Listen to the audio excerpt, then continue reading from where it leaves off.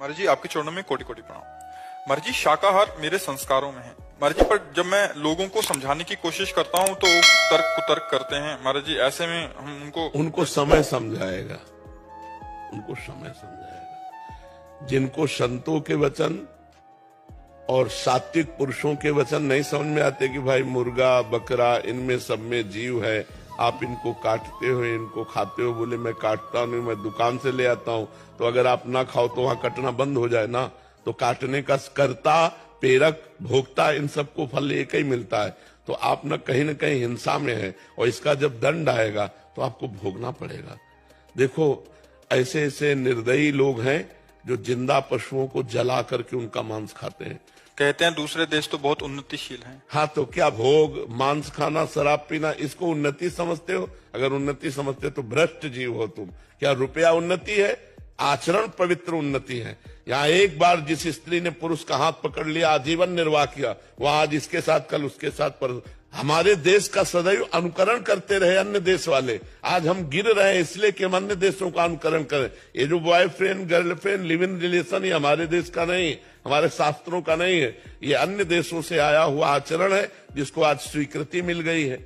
अब देखो एक लड़की एक बॉयफ्रेंड से 10 दिन बाद ब्रेकअप, दूसरा बॉयफ्रेंड 20 दिन बाद उससे ब्रेकअप, तीसरा, इसको क्या बोलोगे आप?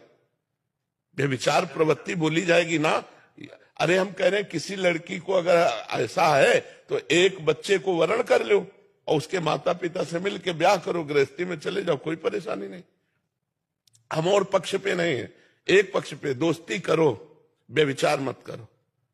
और जब तुम्हारी दोस्ती पक्की हो जाए तो फिर गृहस्थ धर्म में चले जाओ। फिर और जैसे गृहस्थ का प्रयोग होता है एक, आज हमारा जो गृहस्थ धर्म है बहुत संकट में है। मानो कई जगह व्यभिचार करने वाली लड़की, कई जगह व्यभिचार करने वाला लड़का, ये जब पाणी ग्रहण करेंगे तो मर्यादा में नहीं रहेंगे, क्योंकि ये पहले ही अपनी आदतें बिगाड़ चुके हैं। अब इनकी गृहस्थी कैसी रहेगी? पुरुष देख रहा है कि वो उनसे बात कर रहे, वो देख रहा है उनके साथ जा रहे, तो संबंध विच्छेद। संबंध का मिठास कहाँ रह गया? संबंध का भरोसा कहाँ रह गया? संबंध में विश्वास कहाँ रह गया? तो जीवन किस काम का?